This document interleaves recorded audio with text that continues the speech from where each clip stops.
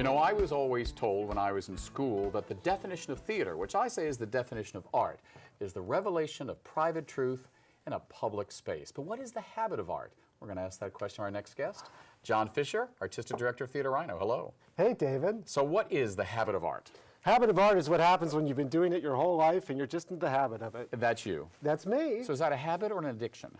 It's an addiction if somebody decides you need an intervention, but if they just leave you alone, then I guess they don't mind. Yeah.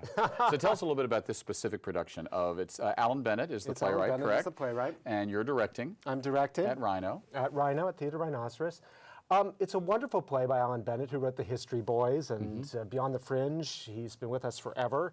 He's a terrific playwright, and it's about Auden, the poet, and Benjamin Britten, who were both queer. And lovers, correct? Well, that okay. remains to be seen, yes. All will be revealed. But it is about an interesting day in their life when they get together and they hire a call boy to come visit them.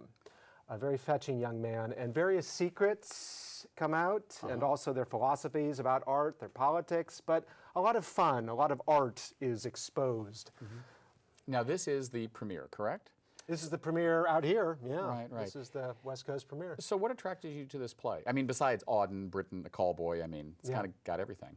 Well, I've always loved Auden Bennett, ever since he wrote the screenplay for Prick Up Your Ears and History Boys, just so smart.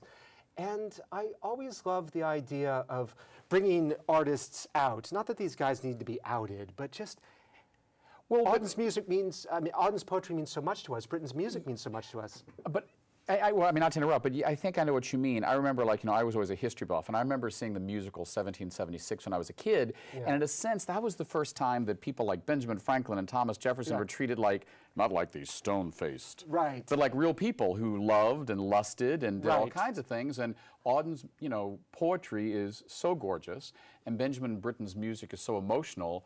The idea of having them reveal things in a bedroom is really quite delicious. And I think that the queer aesthetic informs everything that they did. Everything certainly that Britten wrote about.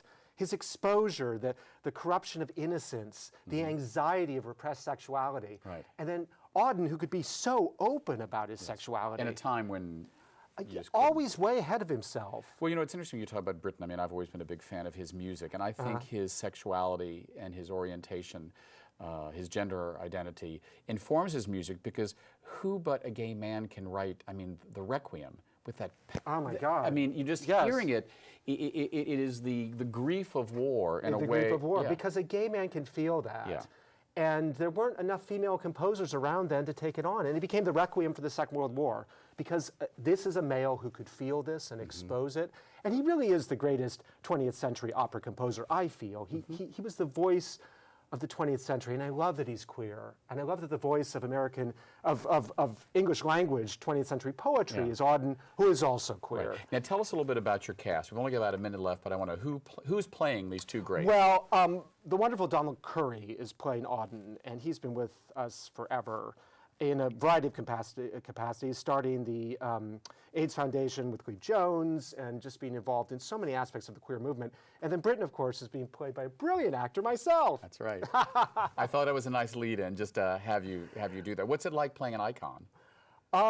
It's great. It's wonderful. It's liberating, because I don't feel stiff doing it. I feel very relaxed.